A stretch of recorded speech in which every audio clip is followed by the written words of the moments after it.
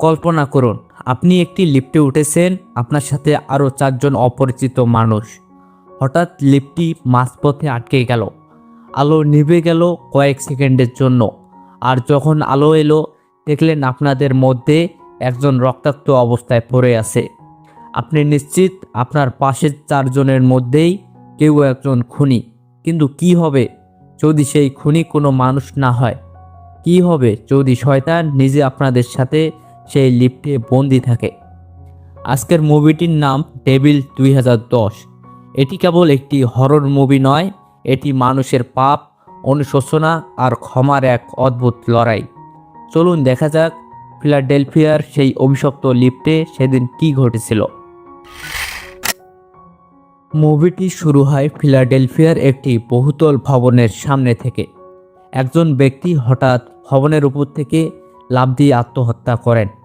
Police এসে সেখানে একটি ট্রাক দেখতে পায়, যার উপর লোকটি পড়েছিল। ডিটেকটিভ বোডেন এই কেসটি তদন্ত শুরু করেন।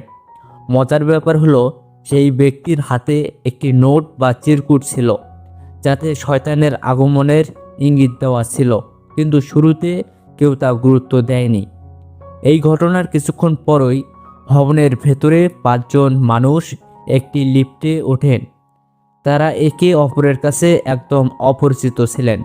তারা হলেন ভিন্স, একজন দ্রুত সেলসম্যান; সারা, একজন ধনী কিন্তু স্বার্থপর নারী; বেন, ভবনের একজন নতুন সিকিউরিটি গার্ড; টনি, একজন মেকানিক এবং সাবেক সৈনিক; আর এক বৃদ্ধা মহিলা, হাতে একটি বড় ব্যাগ নিয়ে শান্তভাবে দাঁড়িয়ে থাকা এক নারী।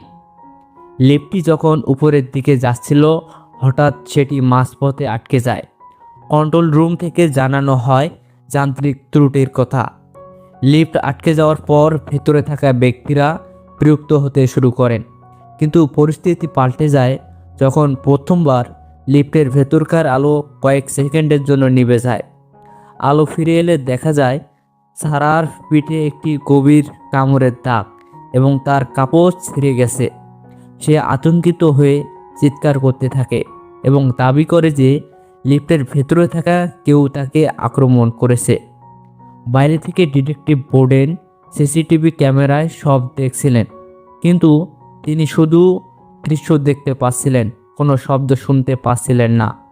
এই সময় ভবনের একজন সিকিউরিটি গার্ড, রামিরেস, লক্ষ্য করেন যে সিসিটিভি ক্যামেরার স্ট্যাটিক বা ঝাপসা দৃশ্যে একটি ভয়ঙ্কর মুখ দেখা যাচ্ছে। তিনি মনে করেন এটি কোনো সাধারণ ঘটনা নয়।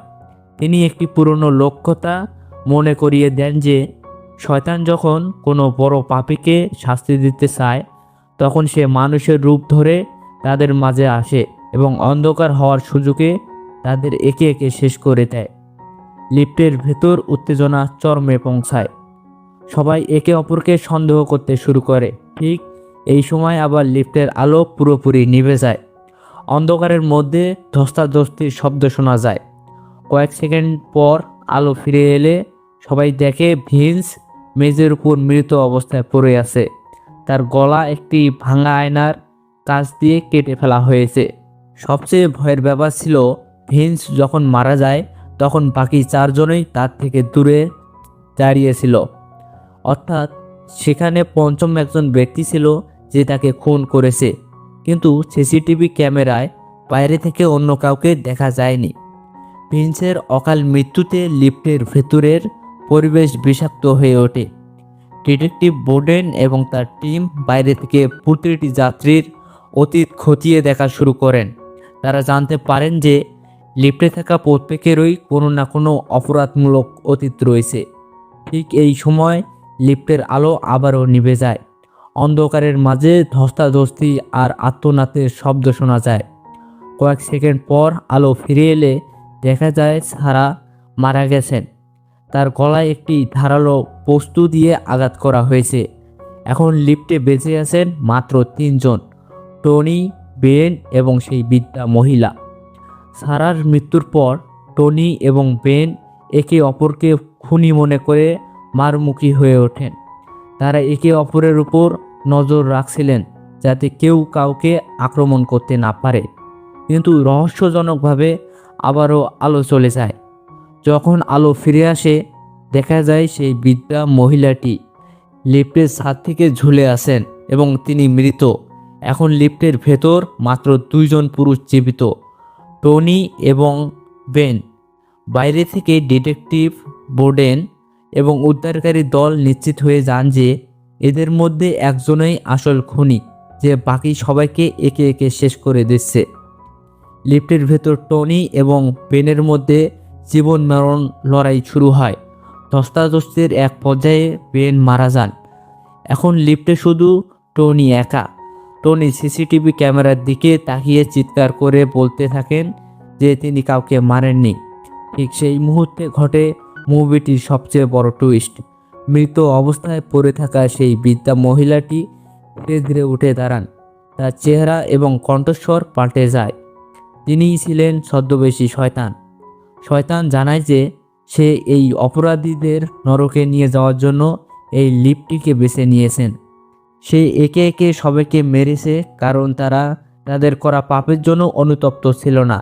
এখন টনির পালা। শয়তান টনিকে তার জীবনের সবচেয়ে বড় অপরাধের কথা মনে করিয়ে দেয়। কয়েক বছর আগে টনি মাতাল অবস্থায় গাড়ি চালিয়ে এক মহিলা ও তার শিশুকে চাপা দিয়ে পালিয়ে গিয়েছিলেন, যা ডিটেকটিভ বোডেন আজও তদন্ত করছেন। শয়তান তাকে মেরে ফেলতে উদ্যত হয়। মৃত্যু নিশ্চিত জেনে টনি ভয়ে পালিয়ে না গিয়ে বরং রেডিওর মাধ্যমে ডিটেকটিভ বোডেনকে নিজের সেই পুরনো অপরাধের কথা স্বীকার করেন এবং মন থেকে ক্ষমা চান। ঠিক এই জায়গাতেই শয়তান হেরে যায়, কারণ শয়তান কেবল তাদেরই আত্মা নিতে পারে যারা নিজেদের পাপে লিপ্ত এবং অহংকারী। টনির সত্যিকারের অনুশোচনা তাকে শয়তানের হাত থেকে বাঁচিয়ে দেয়। শয়তান সেখান থেকে অদৃশ্য হয়ে যায়। লিফটের দরজা অবশেষে খোলে। পুলিশ টনিকে গ্রেপ্তার করে নিয়ে যায়। ডিটেকটিভ বোর্ডেন জানতে পারেন যে টনি ছিলেন তার স্ত্রী ও সন্তানের খুনি, কিন্তু টনির অনুশোচনা থেকে বোর্ডেন তাকে ক্ষমা করে দেওয়ার সিদ্ধান্ত নেন। মুভিটি একটি গভীর বার্তার মাধ্যমে শেষ হয়। যদি শয়তান থেকে থাকে তবে সৃষ্টিকর্তাও আছেন, যদি আমাদের ক্ষমা করার শক্তি দেন। বন্ধুরা, মুভিটির শেষে আমরা দেখলাম যে ডিটেকটিভ বোর্ডেন তার স্ত্রী ও সন্তানের খুনিকে টনি ক্ষমা করে দিয়েছেন। আপনাদের কি মনে হয়, টনি কি সত্যিই ক্ষমা পাওয়ার যোগ্য ছিল, নাকি তার সেই পুরনো অপরাধের জন্য তার শাস্তি হওয়া উচিত ছিল? আপনাদের মূল্যবান মতামত অবশ্যই নিচের কমেন্টে আমাদের জানান। क्या हुआ था? एम्बुलेंस बुलाओ। अब मुझे क्या करना था?